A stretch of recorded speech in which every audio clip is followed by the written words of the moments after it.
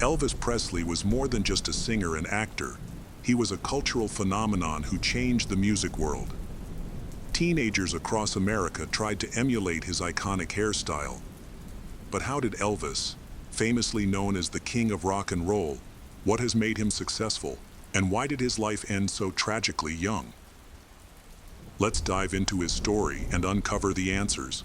Elvis Aaron Presley was born on January 8, 1935, in Tupelo, Mississippi, to Vernon Elvis and Gladys Love Presley. The family lived in a modest shotgun house that Vernon had built in preparation for Elvis's arrival. However, Elvis was supposed to have a twin brother, Jesse Garon Presley, who was stillborn just 30 minutes before him. Vernon had German, Scottish, and English roots, while Gladys came from Scotch-Irish and French-Norman ancestry. They came from a working-class background, and Vernon took on odd jobs to make ends meet. The family often relied on government assistance or the kindness of neighbors to get by. When Elvis was just 3 years old, the family faced a major setback. In May 1938, Vernon was convicted of forging a check from a landowner and part-time employer. He was sentenced to 3 years at the Mississippi State Penitentiary in Parchman, although he was released after 8 months for good behavior. During Vernon's imprisonment, Gladys and young Elvis moved in with relatives to get by. In September 1941, Elvis started first grade at East Tupelo Consolidated School, where his teachers described him as an average student. By the time he was 8, he began attending the Saturday Jamboree, a live amateur music program held at the Tupelo Courthouse and broadcast by Wello Radio. This event drew a crowd of about 150 people, and anyone brave enough could perform. Elvis didn't shy away. He sang songs like Old Shep, showcasing his budding talent. After World War II, they purchased a modest 4-room house on Berry Street in East Tupelo. Around this time, Elvis entered 5th grade, and it became clear he had a gift for performing. One day, his teacher, Mrs. Grimes, asked if anyone wanted to lead the class in prayer. Elvis volunteered, and after finishing the prayer, he broke into song, performing Old Shep. Mrs. Grimes was so impressed that she took him to the principal, Mr. Cole, where Elvis sang the song again, earning admiration from both. From these humble beginnings, Elvis Presley's journey to stardom had begun. Just weeks before the Mississippi-Alabama Fair and Dairy Show in Tupelo, a young Elvis Presley was selected to participate in a youth talent competition. On October 3, 1945, 10-year-old Elvis performed publicly for the first time during Children's Day at the fair. Standing on a chair to reach the microphone, he sang Old Shep in front of a crowd during a talent show broadcast on Wello Radio. He captured the attention of hundreds. For his 11th birthday on January 8, 1946, Gladys gifted Elvis his first guitar, purchased for $7.9 at the Tupelo hardware store. According to the store's owner, F.L. Bobo, Elvis had initially wanted a rifle or a bicycle, but his mother convinced him to settle for the guitar. It was all she could afford. Over the next year, Elvis began learning the basics of guitar playing, taught by 2 of his uncles and the pastor at their church. He later reflected that he watched others play and picked up skills on his own. Not long after, the Presley family sold their home on Berry Street and moved to an alley near the fairgrounds in Tupelo. Elvis started 6th grade at Milam Junior High, where his teacher, Mrs. Camp, once asked him to sing for the class. She remembered how the students fell silent, captivated by his voice. By the next year, Elvis began bringing his guitar to school daily, playing and singing during lunch breaks. However, his love for music earned him some teasing from classmates, who mocked him for playing what they called hillbilly tunes. During this time, Elvis became a devoted fan of the Mississippi Slim show on Tupelo's Wello radio station. Mississippi Slim, his first musical idol, inspired him deeply. Slim's younger brother, a classmate of Elvis, often brought him along to the station, where Slim taught Elvis more about playing guitar and showed him how to work with chords. At just 12 years old, Elvis had the chance to perform live on the radio twice. However, his first attempt ended in stage fright, leaving him unable to perform. A week later, with Slim's encouragement, Elvis returned and successfully sang on the air. By the time Elvis turned 13 in November 1948, his family had moved to Memphis, Tennessee, about 80 miles from Tupelo. They moved frequently, about 10 times in total. Elvis enrolled at Humes High School in Memphis, where his exposure to music flourished. Surrounded by the city's vibrant musical culture, radio shows, church performances, music stores and nightclubs, his passion only grew. During this period, he even joined a small band with 4 other boys from Lauderdale Courts, further fueling his journey toward becoming a music icon. During this time, Elvis began paying extra attention to his appearance. He let his sideburns grow longer than usual and started wearing bold, colorful outfits that made him stand out. While most of his classmates stuck to jeans, Elvis opted for trousers, often pairing them with a coat, giving him the air of a movie star. Life wasn't easy for the Presley family. Vernon and Gladys bounced from one job to another, and Elvis took on odd jobs to help make ends meet. The family regularly attended the Assembly of God Church, where Elvis continued to sing and play his guitar. He spent time wandering Beale Street, soaking up the sounds of black blues and gospel music that filled the air. At night, he attended gospel performances, both black and white, in downtown Memphis, immersing himself in the rich musical culture around him. In a quirky twist, Elvis once got married at just 13 years old. He was so smitten with Magdalene Morgan, a girl he met at church. He even set September 11 as their wedding date. Decades later, Magdalene was shocked to learn about the stunt. Elvis was also a huge fan of comic books, especially Captain Marvel Jr. His cousin Harold Lloyd later recalled how they often swapped comics. By 1952, however, Elvis's growing obsession with music began to overshadow everything else, including school. His grades slipped from A, B, and to C. When a music teacher told him he couldn't sing, Elvis brought his guitar to class the next day and performed the hit "Keep Them Cold Icy Fingers Off Me" to prove otherwise. Most of Elvis's free time was spent in movie theaters or music stores. At night, he and his parents attended gospel sessions at Ellis Auditorium. These gospel performances, blending spirituality and physicality, became a cornerstone of his future musical style. Still, when performing at parties, Elvis leaned more toward pop hits by Dean Martin, Bing Crosby, or Perry Como. In January 1953, Elvis registered for military service, as required for all healthy young men at the age of 18. A few months before graduating high school, he entered Humes High School's annual minstrel show on April 9, 1953. He performed Teresa Brewer's "Till I Waltz Again with You," marking another step in his journey towards stardom. Elvis surprised everyone when he took the stage with his guitar and delivered a performance that left the audience in awe. Reflecting on that moment, he admitted that he wasn't particularly popular in school and had even failed music class, the only subject he ever flunked. He shared how entering a school talent show changed everything. Before his performance, he noticed the crowd murmuring, as no one even knew he could sing.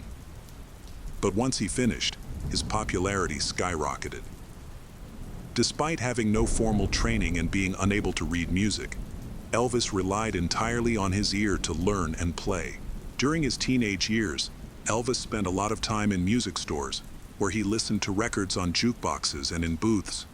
By the time he was finishing high school, he had memorized the songs of Hank Snow and admired the works of country legends like Roy Acuff, Ernest Tubb, Jimmy Rogers, and Bob Wills. One of his biggest inspirations was gospel singer Jake Hess, whose ballad style heavily influenced Elvis's own approach to singing. He often attended monthly all-night singings in the city. However, in the segregated South, he could only attend on nights set aside for white audiences. He also tuned into local radio stations like WDIA-AM, which played spirituals, blues, and the emerging rhythm and blues genre. African-American musicians like Arthur Crudup and Rufus Thomas left a lasting impression on him, shaping his future sound. Graduating from Humes High School on June 3, 1953, marked the beginning of Elvis' journey toward his dream of becoming a musician. However, his first job after school was far from glamorous. He worked at M.B. Parker Machinist's garage, earning just $33 a week. In August 1953, Elvis visited Sun Records to record a double-sided demo featuring My Happiness and That's When Your Heartaches Begin. Recording was meant as a gift for his mother. He also hoped to catch the attention of someone in the music industry. While cheaper recording options were available nearby, Elvis chose Sun Records. Marion Keisker, the studio administrator and producer, asked Elvis which artist he sounded like. His response was confident. He sang all kinds of music and didn't sound like anyone else. Marion later described him as shy and a little lost, holding a beat-up guitar that looked like a child's toy. After hearing the recording, Sun Records boss, Sam Phillips, instructed Marion to write down Elvis's name, calling him a good ballad singer worth keeping an eye on. During the session, Elvis asked Marion if she knew of any bands looking for a singer, but her answer wasn't encouraging. In those early months, Elvis knew he wanted to be a singer, but had no clear path forward. He spent time hanging around Memphis Recording Service studios, hoping for a breakthrough. In January 1954, he recorded another demo, featuring I'll Never Stand in Your Way and It Wouldn't Be the Same Without You. But it didn't lead to any major opportunities. Even a local vocal group, the Songfellows, rejected him after an audition. In April, Elvis decided to switch jobs after his former boss insisted he cut his hair. He landed a gig as a truck driver at Crown Electric, earning a solid $40 a week. Around the same time, his friend Ronnie Smith, a fellow music enthusiast with whom Elvis had played several shows, was already part of a professional band at just 16. The band was led by Eddie Bond, a seasoned Memphis musician who was on the hunt for a vocalist. Ronnie suggested Elvis for the role, but after trying out a couple of songs, Elvis didn't make the cut. Bond turned him down and bluntly told him to stick to truck driving, claiming he'd never make it as a singer. But fate wasn't done with Elvis yet. Around that time, Sam Phillips, the head of Sun Records, was searching for a fresh, groundbreaking sound.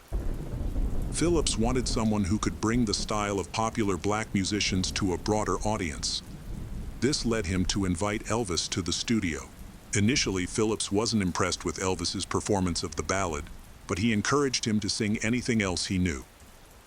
After hearing more, Phillips was intrigued and decided to pair Elvis with two local musicians, guitarist Scotty Moore and bassist Bill Black. On the night of July 5, the trio gathered for a recording session, but things weren't going well. Frustrated, Elvis picked up his guitar and launched into Arthur Crudup's 1946 blues tune, That's All Right. Bill Black joined in, fooling around with his bass, and Moore couldn't help but jump in too. Sam Phillips, overhearing the commotion, popped his head out of the control room and asked what they were doing. When they admitted they didn't know, Phillips urged them to start over. This time he hit record. He had found the sound he'd been searching for. Just 3 days later, Memphis DJ Dewey Phillips debuted That's All Right on his popular Red Hot and Blue show. The response was electric. Listeners flooded the station with calls, desperate to know who the singer was. The buzz was so intense that Dewey played the song on repeat for the rest of his show. During a live interview, Dewey asked Elvis which high school he attended, a subtle way of confirming to curious listeners that Elvis was white, as many had assumed he was black. In the days that followed, the trio recorded another track, Bill Monroe's Blue Moon of Kentucky, giving it a unique bluegrass twist with an echo effect Sam Phillips called slapback. The two songs were released as a single, and That's All Right quickly became a hit in Memphis. Eddie Bond, the same man who had rejected Elvis, sent word through Ronnie Smith to see if Elvis might now be interested in joining his band. Elvis, however, politely declined. On July 17, Elvis, Moore, and Black performed live for the first time as a trio at the Bon Air Club, with Elvis still using his first guitar. By the end of the month, they played at Overton Park Shell. That night, Elvis's eccentric dance moves and raw energy marked the beginning of a style that would soon make him a legend. Not long after, Scotty Moore and Bill Black decided to leave their band, the Starlight Wranglers, to team up with Elvis Presley full-time. Around the same time, DJ and promoter Bob Neal stepped in as the group's manager.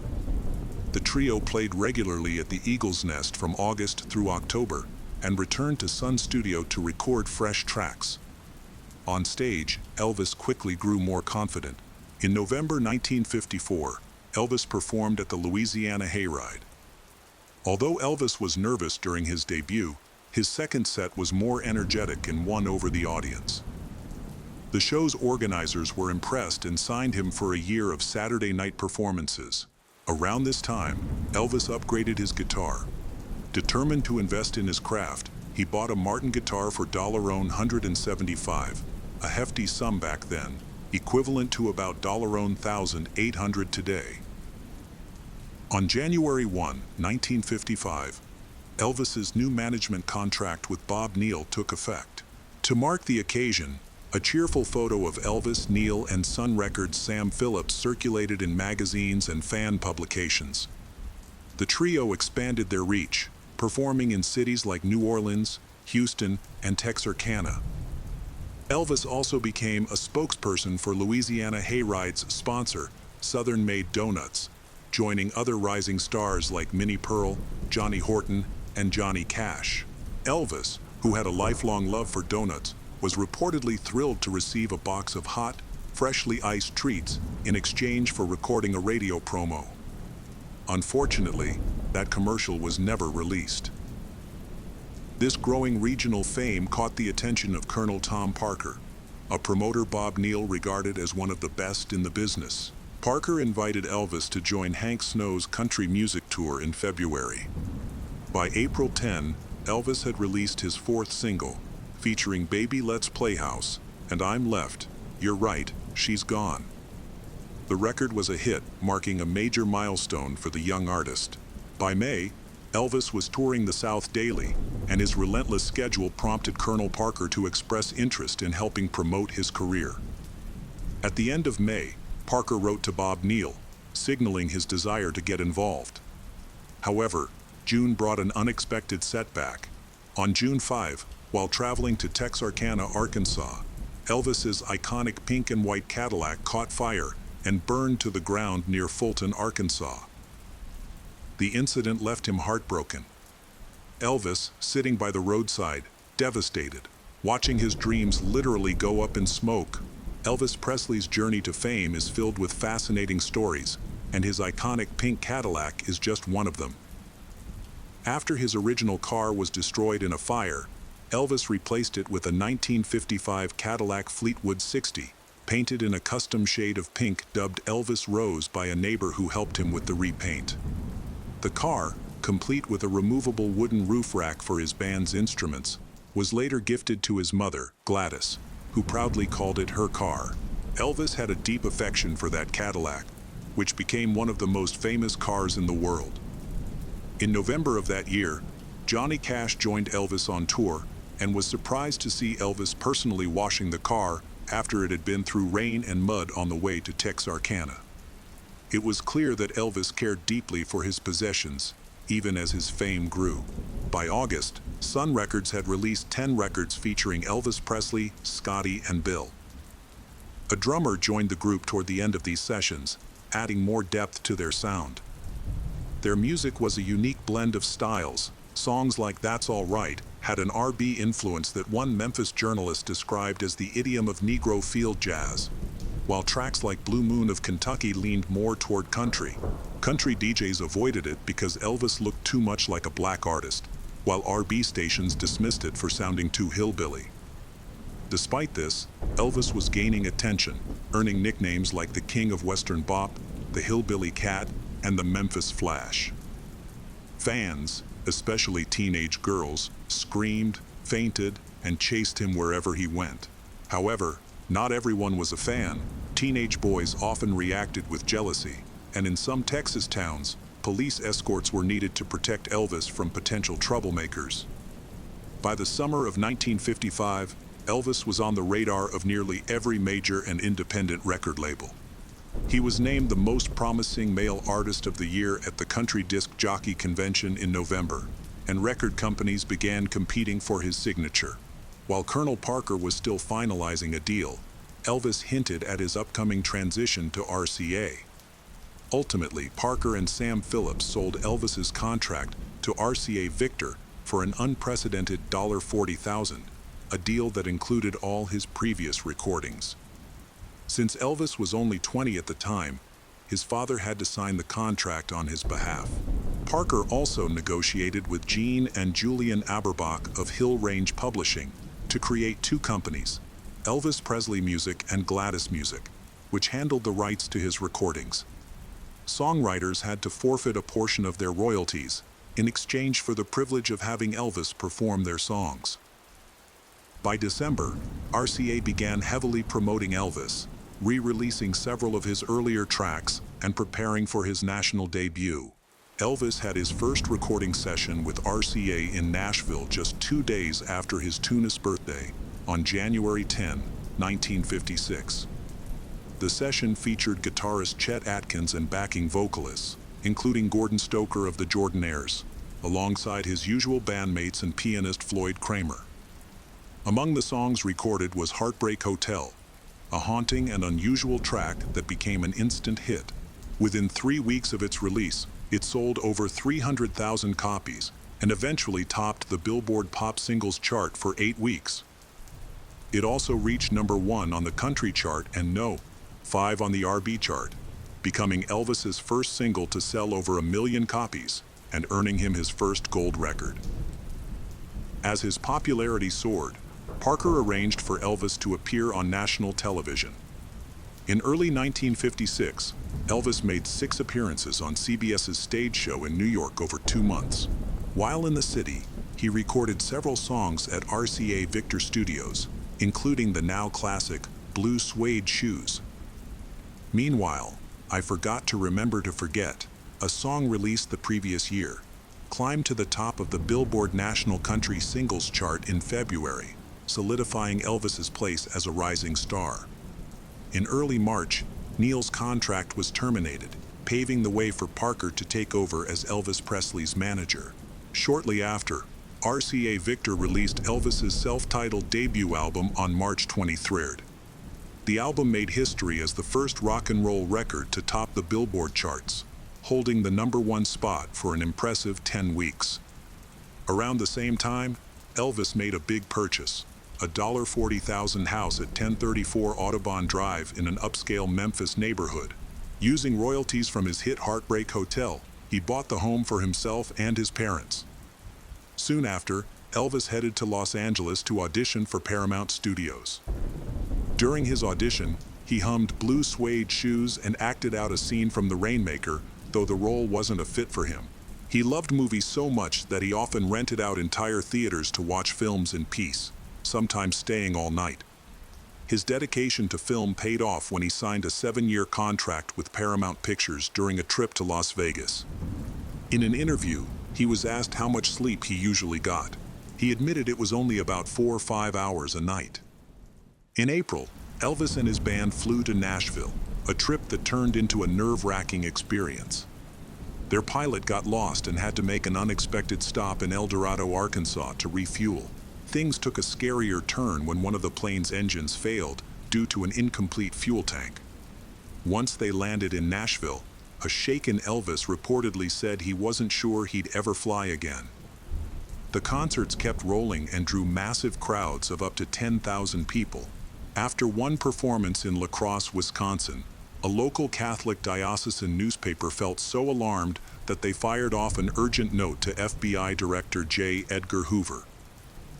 They claimed Presley posed a serious threat to the nation's security, citing his on-stage moves as dangerously provocative, stirring up the passions of teenage audiences. The chaos following the show proved their unease wasn't entirely unfounded. More than 1,000 teenagers attempted to storm Elvis's dressing room at the auditorium. Addressing the backlash later that summer, Elvis defended himself, saying he didn't believe he was doing anything inappropriate. He argued that music, including rock and roll, couldn't possibly incite rebellion against authority or parents. The San Diego police chief publicly warned that if Elvis ever returned and performed in the same style, he'd face arrest for disorderly conduct. By mid-May, Colonel Parker transformed Elvis's shows into solo acts. That summer marked an important milestone when Elvis headlined solo at Detroit's iconic Fox Theater. Off-stage, however, rumors swirled about his personal life. Whispers of an engagement to June Juanico, a woman he'd met just a year earlier in Biloxi, set fans abuzz. Back in the day, Elvis Presley owned a one-of-a-kind, custom-made three-wheeled Messerschmitt, but in mid-August 1957, he traded the car for something unexpected: 2.5 hours of shopping at Lansky Brothers, a famous clothing store on Beale Street in Memphis. Around the same time, Elvis began working on his first movie, Love Me Tender, which was produced by 20th Century Fox. The movie premiered on November 16th at the Paramount Theater in New York and was later shown in theaters nationwide. Set in the American South during the Civil War, the melodrama became a box office success, and critics praised Elvis's performance, proving he could shine on the big screen too. However, not everything was smooth sailing for Elvis that August. He faced accusations of corrupting the morals of minors. Judge Marion Gooding even prepared an arrest warrant in Jacksonville, threatening to take action if Elvis performed his infamous hip-swiveling moves during a concert. After the show, Elvis explained to reporters that he couldn't understand what he was doing wrong. To tone things down, he replaced some of his more provocative moves with playful pinky wiggles. Despite the adjustments, the crowd still went wild. Elvis's debut on The Ed Sullivan Show was a monumental moment, drawing over 60 million viewers. During this period, Tupelo, his hometown, honored him by declaring an official Elvis Presley Day. Returning as a superstar, he performed 2 shows at the Mississippi-Alabama Fair and Dairy Show, the same event where he had sung as a 10-year-old boy. This time, though, 100 National Guardsmen and police officers stationed around the stage to keep the frenzied fans under control. 1956 was nothing short of a groundbreaking year for Elvis Presley. At the start of the year, he was just a rising regional star, but by December, he had skyrocketed to international fame. During those transformative months, Elvis recorded his first 2 albums with RCA, both of which sold millions of copies. He appeared on national television 11 times, signed a 7-year deal with Paramount Pictures, and made his acting debut in Love Me Tender, earning 4 gold records in the process. The Wall Street Journal even highlighted the explosion of Elvis-themed merchandise, reporting sales that reached an impressive $22 million in just a few months. In March 1957, Elvis purchased Graceland for $102,500, a sprawling estate where he would live for the next 2 decades. Originally a 500-acre farm dating back to the Civil War, the property had been transformed into a mansion in the late 1930s. Over time, Graceland became as iconic as Elvis himself. As a child, Elvis had vowed to his parents that he'd one day make enough money to buy them the best house in town. Graceland, with its stately colonial revival design, was the fulfillment of that promise. After Elvis's death, the property was valued at $350,000. In 1982, Priscilla Presley opened Graceland to the public, turning it into a tourist destination that continues to draw fans from around the world. Elvis's journey hit a major milestone with the release of his second album, which featured the heartfelt track Old Shep. This was a song he had first performed way back in 1945 during a talent show. As his fame skyrocketed, so did the chaos surrounding his concerts. Crowds often spun out of control, sometimes turning violent, with newspapers in Detroit warning that attending one of his shows could be downright dangerous. Not long after, Elvis released his third album, A Christmas Record. On December 20th, he received his draft notice. His enlistment was briefly delayed so he could finish filming King Creole, a movie Paramount and producer Hal Wallace had already poured $350,000 into. By March 24, 1958, Elvis officially joined the U.S. Army as a private. His arrival caused a media frenzy, with crowds swarming him as he stepped off the bus. Elvis made it clear he wanted no special treatment, stating that he was ready to serve like everyone else. Tragedy struck that summer when Elvis's mother, Gladys, was diagnosed with hepatitis. Just 2 days later, she passed away from heart failure at the age of 46. The loss shattered Elvis. He and his mother had always shared an exceptionally close bond. Reflecting on her death later, Elvis expressed his deep sorrow, wishing she could have witnessed the milestones in his life that followed. After completing his military training, Elvis Presley joined the 3rd Armored Division in Friedberg, Germany, on October 1st. It was there that a sergeant introduced him to amphetamines, which Elvis quickly embraced, believing they boosted his strength and helped with weight loss. Many of his army buddies followed suit. During his time in the service, Elvis also discovered karate. He took it seriously, training under Jürgen Seidel, and it became a passion he carried throughout his life, even weaving it into his live performances. Despite his superstar status, fellow soldiers noted that Elvis made an effort to blend in as just another soldier. He donated his army salary to charity, bought TVs for the base, and even purchased extra uniforms for his comrades. While stationed in Friedberg, Elvis met 14-year-old Priscilla Beaulieu. In her autobiography, Priscilla shared that Elvis had been anxious about the impact his 2 years of service might have on his career. Meanwhile, Elvis's record labels kept his music career alive by releasing previously recorded material, ensuring his popularity didn't wane. When Elvis returned to the U.S., on March 2, 1960, he was honorably discharged as a sergeant. His journey back home was met with adoring fans who lined the train route from New Jersey to Tennessee. Elvis made stops along the way to greet them, and during a brief interview, he offered advice to young men entering the military, encouraging them to play it straight and do your best. Not long after, RCA Victor awarded Elvis a plaque commemorating over 75 million records sold worldwide. However, his return to civilian life came with a grueling schedule. While he initially aimed for more serious acting roles, the lukewarm reception of Flaming Star and Wild in the Country led him back to safety. Of the 27 films he made during the 1960s, most were poorly received by critics. However, the relentless pace of filming, sometimes 3 movies a year, took a toll on the music's quality. Gordon Stoker of the Jordanaires recalled that Elvis was so disheartened by the material that he often walked away from the microphone, feeling it wasn't worth singing. The first stars on the Hollywood Walk of Fame were unveiled on February 9, 1968, and among the honorees was none other than the king of rock and roll, Elvis Presley. Just over a year earlier, in late December 1966, Elvis proposed to Priscilla Beaulieu.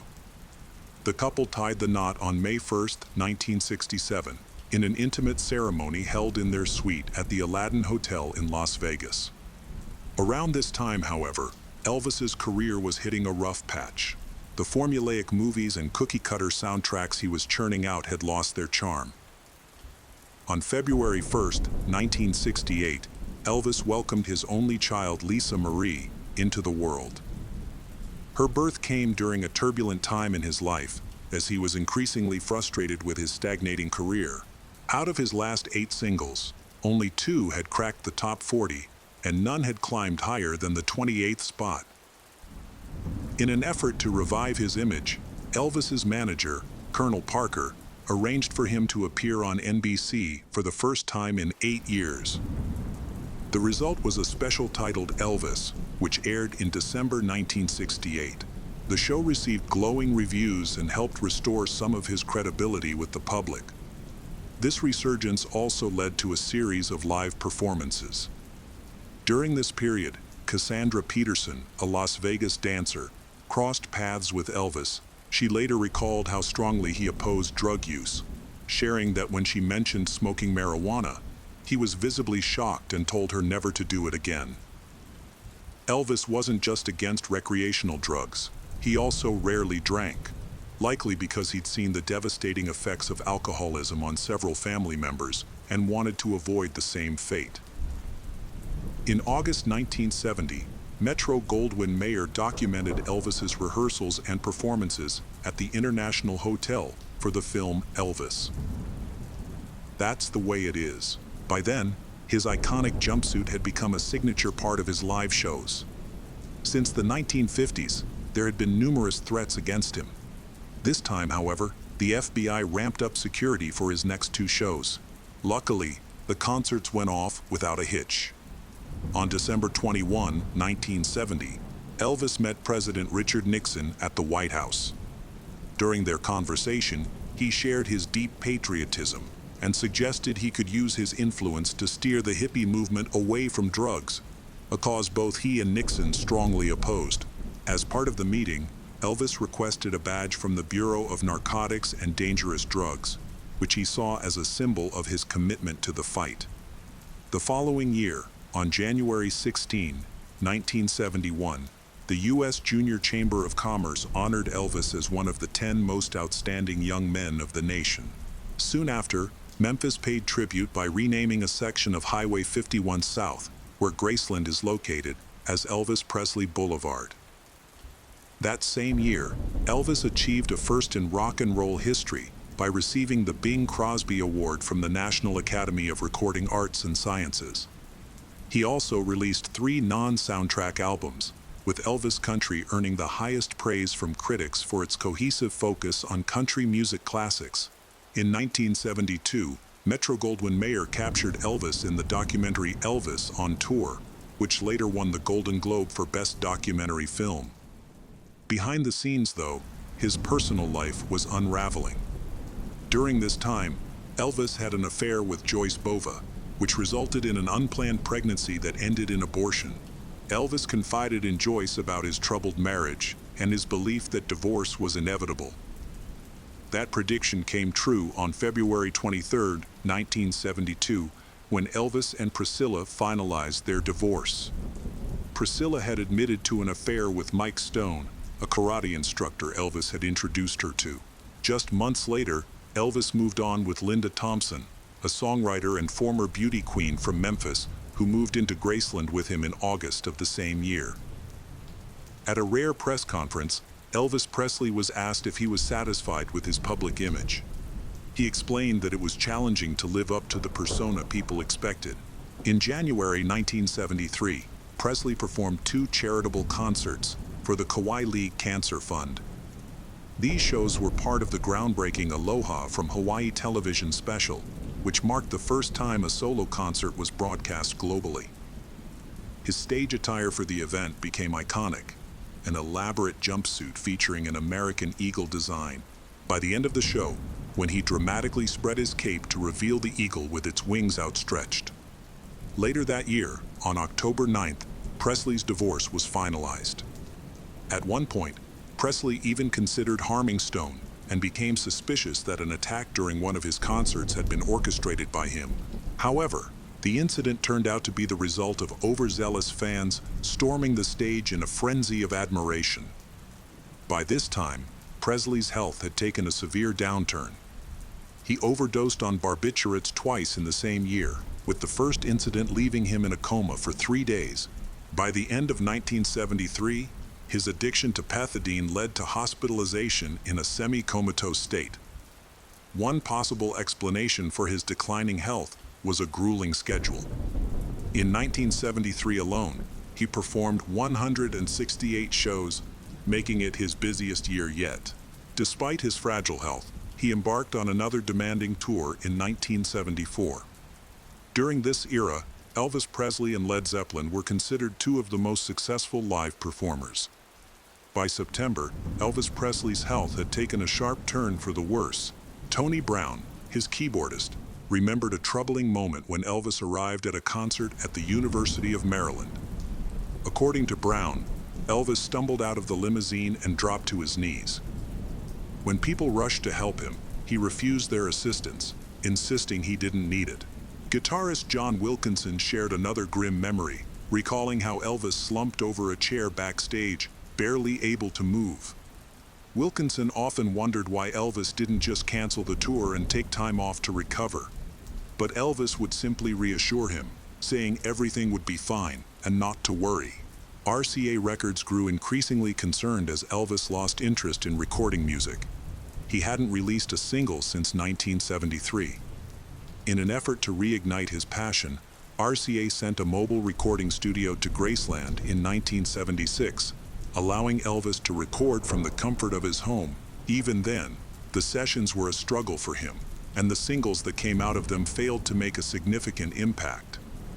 Despite the lack of chart success, Elvis's legendary status still loomed large across the nation. That same year, Elvis's personal life saw more upheaval. He and Linda Thompson ended their relationship in November, and soon after, he began dating Ginger Alden. Within 2 months, he proposed to her, presenting an engagement ring. However, some of his close friends later claimed that he wasn't genuinely serious about remarrying. Around this time, Elvis began canceling performances, as his health made it nearly impossible for him to sing or endure the demands of being on stage. His father, Vernon Presley, took a more active role in managing Elvis's finances and controversially fired 3 of his longtime bodyguards, known as the Memphis Mafia, citing budget concerns. The dismissed bodyguards later co-wrote a tell-all book titled Elvis. What Happened? The book deeply upset Elvis, and he even tried to buy out the publishers to prevent its release, but his efforts were unsuccessful. By then, Elvis was battling a range of serious health issues, including glaucoma, hypertension, liver damage, and an enlarged colon, many of which were worsened by his reliance on prescription drugs. On August 16, 1977, Elvis was scheduled to leave Memphis to kick off a new tour. The night before, he spent time relaxing with friends and then retired to his bedroom at Graceland. Tragically, the next day, Ginger Alden found him unconscious on the bathroom floor. He was rushed to the hospital, but doctors were unable to revive him. At 3:30 p.m., Elvis Presley was pronounced dead at Baptist Memorial Hospital. He was just 42 years old. On the day of Elvis Presley's funeral, thousands of devoted fans flocked to Graceland. They continued streaming toward the gates, hoping to catch a glimpse of his open casket. Held on Thursday, August 18th, the funeral drew immense crowds, but tragedy struck when a car crashed into a group of fans outside the gates, leading to the death of 2 young women and leaving another seriously injured. Roughly 80,000 mourners lined the streets as the procession made its way to Forest Hill Cemetery, where Elvis was laid to rest beside his mother. The gravesite quickly became a pilgrimage spot for fans, but when someone attempted to steal the singer's body, both his remains and his mother's were relocated to Graceland's meditation garden for security. Elvis's father shared in an interview that the loss of his son was so sudden it could take years for him to truly accept it. While grieving, he said the love and sympathy poured out by thousands of fans offered him great comfort. Fans, though heartbroken at never seeing Elvis perform again, would forever treasure the joy his music brought to their lives. Meanwhile, conspiracy theories lingered among some followers who speculated that Elvis faked his death, claiming that what lay in the coffin wasn't him, but a doll. President Jimmy Carter also reflected on Elvis's legacy, stating that both his music and magnetic personality reshaped American culture. By blending influences from white country and black rhythm and blues, Elvis left a permanent mark on the music scene. Even after his passing, the king of rock and roll continued to top the charts, with 6 posthumous country singles becoming top 10 hits between 1977 and 1981. Graceland, Elvis's iconic home, opened its doors to the public in 1982. Since then, it has become a cultural landmark, attracting over 500,000 visitors annually and ranking as the 2nd most visited house in the United States, second only to the White House. In 2006, it earned its place as a National Historic Landmark. Elvis Presley's been inducted into 5 prestigious music halls of fame: the Rock and Roll Hall of Fame, the Country Music Hall of Fame, the Gospel Music Hall of Fame, the Rockabilly Hall of Fame, and the Memphis Music Hall of Fame. Over the years, he's also been recognized with notable awards, including the W.C. Handy Award from the Blues Foundation and the very first Golden Hat Award from the Academy of Country Music. In 1984, he was honored with the American Music Awards Award of Merit. By 1987, Forbes magazine listed him among the top 3 highest-earning deceased celebrities, a title he held consistently for 15 years from 2000 onward, at times pulling in an impressive $60 million annually. And let's not forget his unmatched record of 115 songs in the Billboard Top 40, a feat that cements his place in music history. In 2018, President Donald Trump posthumously awarded him the Presidential Medal of Freedom, a testament to his enduring influence.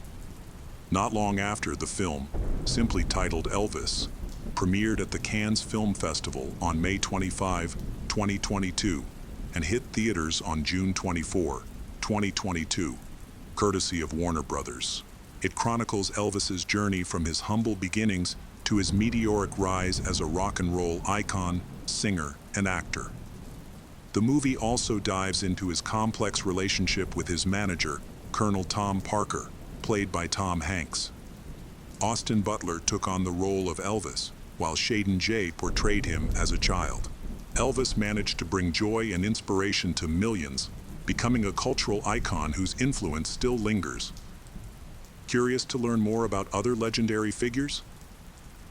There's a treasure trove of biographies waiting to be explored. Thanks for sticking around until the end. If you enjoyed this, give it a like. See you later. Hello everyone. Today, we will discuss the complicated life of Anthony Perkins. Anthony Perkins is best known for his chilling role in Psycho, where he immortalized the character of Norman Bates. While most remember him as the shy yet unsettling figure from the film, Perkins was also a talented and ambitious actor with a complex and controversial personal life. Though he kept many aspects of his life private, his story is one of striking contrasts. Perkins may have terrified audiences as Norman Bates, but the secrets of his real life were even more haunting, and we'll explore later. Born in New York in 1932, Anthony Perkins made his appearance the same year his famous father, Osgood Perkins, starred in Scarface. As an only child, Anthony developed a particularly close bond with his mother, Janet Raine. However, this deep attachment also bred resentment toward his father, who was often absent due to his career. Whenever his father returned home, young Anthony felt torn, later admitting, "I loved him, but I also wanted him dead so I could have her all to myself." Tragically, his darkest thoughts seemed to manifest when, at just 5 years old, his father died suddenly of a heart attack. Overcome with guilt, Anthony believed his wishes had somehow caused his father's death. Osgood Perkins became a larger-than-life figure in his memory, and every time Anthony saw him on screen, it felt as though his father had come back to life. Meanwhile, his relationship with his mother grew even closer, perhaps too close for comfort. With even more love to give, Perkins' mother smothered him with an adoration that bordered on inappropriate. "She was constantly touching and caressing me," he later said. Soon, he no longer knew whether to desire or question his mother's attention. Seeking an escape, Perkins turned to his father's career for inspiration. Having heard glorious tales about his father's life as an actor, Perkins set his sights on acting. His father had enjoyed great freedoms, doing what he wanted when he wanted, and Perkins saw this career as a refuge from his repressive home life. While studying at Rollins College in Florida, Perkins pursued his passion by performing in college plays like The Importance of Being Earnest. During his freshman year, he shared the campus with other future stars, including Mr. Rogers and John Wren. This period marked the final stage of his ordinary life before fame came knocking. Breaking into the film industry wasn't easy, but by his early 20s, Perkins managed to gain traction. He earned a supporting role in The Actress, appearing alongside renowned actors Gene Simmons and Spencer Tracy. Like his father, he seamlessly balanced the worlds of theater and Hollywood, carving out his place in both. After returning to Broadway, he earned a Tony Award nomination for Best Actor in Look Homeward, Angel the following year. Encouraged by his early success, Perkins seemed unstoppable. His talents extended beyond acting, even catching the attention of the music industry. By 1958, expectations for Anthony Perkins were sky high.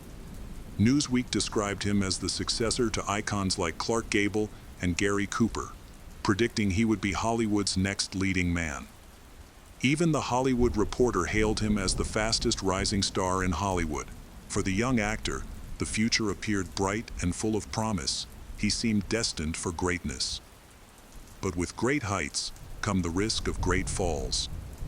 Perkins's early music career saw Paramount attempting to position him as the next teen idol, releasing upbeat doo-wop singles with playful titles like The Prettiest Girl in School and When School Starts Again.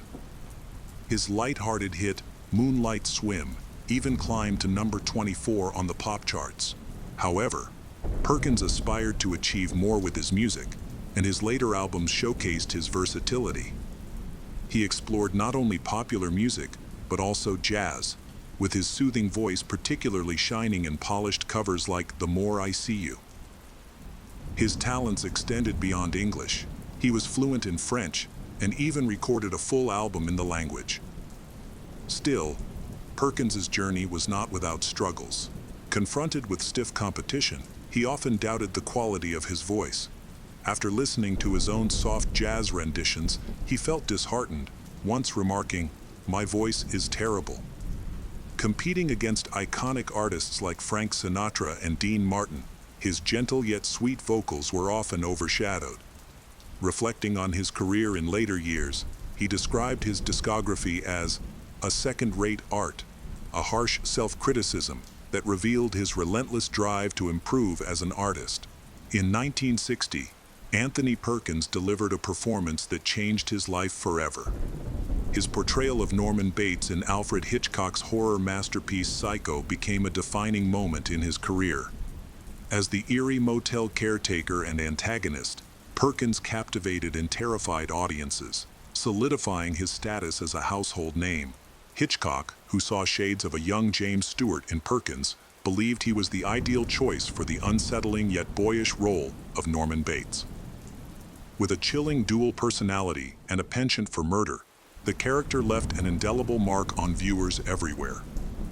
Perkins had a highly positive experience while working on Psycho. He developed a strong rapport with Hitchcock, who valued his input. In one memorable instance, Hitchcock handed Perkins a few $100s and asked him to personally choose Norman's outfit, making him feel deeply involved in shaping the character. The film's most iconic moment, the infamous shower scene where Norman Bates kills Janet Leigh's character, remained synonymous with Perkins throughout his life. However, there's a surprising detail about that legendary scene. Perkins wasn't actually the one performing in it. Instead, his double took on the role for that sequence. When Perkins finally saw the finished film, the shock of the scene was new to him, and he found it utterly terrifying. Psycho was a massive success, earning 50 times its production budget. Anthony Perkins' performance played a key role in the film's box office success and its multiple Academy Award nominations. Over time, the movie has become recognized as one of the greatest films ever made. However, despite his cinematic achievements, Perkins's love life was far less eventful. Perkins remained single well into his 30s, consistently turning down romantic advances. Famous actresses like Brigitte Bardot, Sophia Loren, and Jane Fonda expressed interest in the strikingly handsome actor, but he rejected them all. At one point, he even confessed that he would rather face death than willingly engage in intimacy with a woman. While spending time with a glamorous celebrity might seem like a dream for many, it was far from appealing to Anthony Perkins. When Brigitte Bardot invited him to her penthouse, his anxiety overwhelmed him. Reflecting on the moment, he said, "Rather than get closer to her, I would have crashed through the window and fallen to the pavement 10 stories below." In a prejudiced world and a discriminatory industry, being gay forced Perkins to hide his attraction to men. His movie studio arranged dates with glamorous actresses as part of publicity stunts to maintain his polished image. The secret remained buried. Perkins worked hard to conform to societal expectations, even going to the extent of suppressing his natural desires.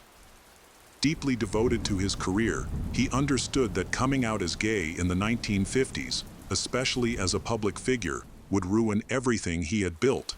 To cope, he turned to psychotherapy, hoping to eliminate his feelings while keeping his personal relationships completely out of sight. The 1950s was a perilous time for Anthony Perkins to live openly as himself, but that didn't stop him from secretly falling in love. In 1956, 4 years before Psycho, Perkins set his sights on Tab Hunter, a teenage heartthrob with blonde hair, blue eyes, and undeniable charm. The two met casually at the pool of the Chateau Marmont, and their romance quietly blossomed. To keep their relationship hidden, they devised creative ways to maintain discretion. One strategy involved going on double dates with Hollywood starlets, creating gossip-worthy material for the tabloids. However, after dinner, Perkins and Hunter would leave together instead of with their supposed dates. To their friends, they were just college buddies. To their studios, it was a different story. Paramount, concerned about Hunter's public image, pressured him to end the relationship with Perkins, warning that his personal life could damage his career. Despite this, the two continued to see each other in secret, even managing to spend time together at a beach house despite their demanding schedules. However, their relationship eventually unraveled. The turning point came when Hunter starred in the TV production of Fear Strikes Out, while Perkins pursued the same role for the film adaptation. This professional rivalry between the clean-cut, all-American Hunter and the intense, brooding Perkins proved too much for their relationship to withstand. After 3 years, it ended on a bitter note. Hunter was one of Perkins's early high-profile relationships, but biographers note that Perkins was also romantically linked to other famous figures, including Rock Hudson, Rudolf Nureyev, and Stephen Sondheim. While he was more at ease with men, he was shy around women. However, his commitment to maintaining a respectable public image ultimately took precedence, leading him to reconsider relationships with women. During a therapy session, Perkins's therapist asked what type of woman appealed to him. While flipping through an issue of Vogue, Perkins noticed Barry Berenson, the sister of model and actress Marisa Berenson. Unbeknownst to him, Barry had admired Perkins for years. At just 12 years old, she had fallen for his character in the film Phaedra. 10 years later, fate brought them together at a Manhattan party, where they met, instantly connected, and hit it off, making her childhood dream a reality. Some believed that Perkins's attraction to Berenson might have been linked to his feelings for another man. When Perkins married Barry Berenson in 1973, his ex-boyfriend, photographer Christopher Makos, remarked on the striking resemblance between himself and the actor's new wife. "The funny thing is that Barry and I look alike. We both had short, fair hair and similar features," he said. The resemblance didn't go unnoticed by the Andy Warhol crowd, who jokingly suggested that Perkins had replaced Makos with Berenson. However, if Berenson ever noticed the similarity herself, she never mentioned it. As for Berenson's thoughts on her husband's relationships with other men, no one really knows. Her friends believed she was either unaware or chose not to acknowledge it. What is clear is that she was fully committed to their marriage. Regardless of what happened in private, the couple always maintained a united and composed front. Can a marriage between a gay man and a straight woman succeed? Despite rumors that Anthony Perkins married to maintain appearances in Hollywood, he was deeply devoted to his wife and their 2 sons, Oz and Elvis. Their relationship wasn't conventional, but as writer Dominic Dunn observed, whatever they had, it was wonderful. I mean, it was a real family. Perkins found stability in marriage, which helped ease the fears he had as a young man. His wife, Barry Berenson, brought balance to his life. He acknowledged that being with Barry made him less ambitious, less paranoid, and less afraid. Although he was 16 years older than her, and the media predicted their union wouldn't last, they built a strong bond that endured until his death. Anthony Perkins struggled to move beyond his iconic role as Norman Bates in Psycho. He appeared in all 3 sequels, none of which matched the brilliance of Hitchcock's original, and even directed the 3rd installment.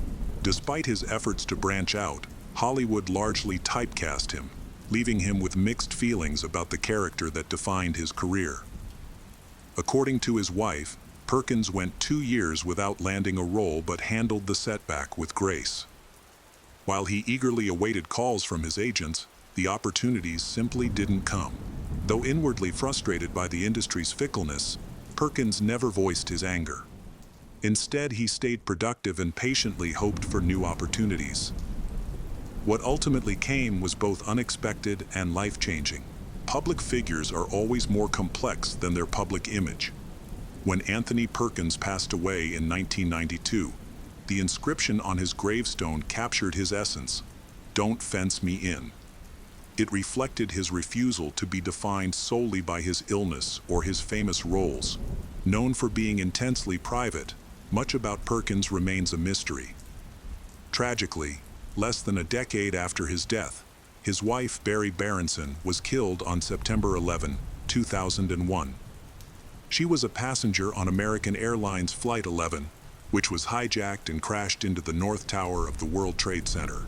Perkins and Berenson are survived by their 2 sons. Like father, like son. Just as Perkins followed in his own father's footsteps, so too have his sons followed in his. His elder son, Oz Perkins, chose a career in acting. His debut role was playing young Norman Bates in Psycho 2, briefly stepping into his father's legacy. On the other hand, his younger son, ELVIS Perkins, embraced his father's musical talents and became a musician. Perkins himself had an insatiable zest for life. He was always looking ahead, eager to learn, grow, and try new things. In 1983, he expressed this mindset perfectly. "It's satisfying to have grown from where I was to where I am. But there is still so much more growing to do. As long as I live, I'll be clearing the past out of my mind, letting go of the old memories and beliefs I replay over and over. I want to keep up with my life, to live it so fully that when death comes like a thief in the night, there will be nothing left for him to steal." No one close to Perkins was willing to reveal anything about his fidelity or whether he had relationships with men during his marriage. His friends remained fiercely protective of his privacy. However, when he was 58, a series of unexpected events led Perkins to a devastating discovery, one that threatened not only his marriage, but the very foundation of his life. It all began when the National Enquirer, a tabloid, published a story claiming Perkins had the disease of the century. Initially, few people took the report seriously, except Perkins himself. Shocked and unsettled by the claim, he decided to get tested to confirm the truth. When the results came back positive, Perkins realized that the Enquirer had somehow obtained this private information before he even knew about it. Here's what unfolded. During a hospital visit to treat a facial cyst, someone with access to his blood samples took it upon themselves to test for the disease of the century. They then leaked the positive result to the tabloid. This breach of privacy left Perkins, who was already adept at keeping secrets, determined to conceal this devastating new reality. His wife, Barry Berenson, a devoted spouse and mother, was understandably heartbroken upon learning of her husband's diagnosis. She was also deeply afraid for herself and their children. Over the next 2 years, she underwent multiple tests, all of which thankfully came back negative. Struggling to understand the situation, she expressed her confusion and despair, saying, "I don't understand any of this. I don't understand this disease at all." Anything that could damage Perkins's career was carefully hidden. This included his numerous boyfriends and later, his devastating diagnosis. He decided to endure privately, confiding only in his wife and family. Even his hospital visits were done discreetly. During his illness, Perkins went to the hospital 3 times, each time using aliases with his wife. For Berenson, it was especially painful to watch her husband take on yet another role just to protect his reputation. Even after his death, His wife insisted that the cause of his illness remained a mystery. To this day, we don't truly know the full story, and perhaps it's something we may never fully understand. In 1985, during a low point in Perkins's career, a familiar figure from his past reappeared. His former lover, the charismatic tab hunter, unexpectedly reached out with a significant proposal. Hunter wanted Perkins to star in his new comedy, Lust in the Dust. He even went so far as to visit Perkins at his home to ask him directly. However, Perkins declined the offer. Perhaps revisiting old emotions was too overwhelming. Whatever the reason, this encounter marked the last time the two would ever see each other. And so ends the intricate, controversial, and private life of the extraordinarily talented Anthony Perkins.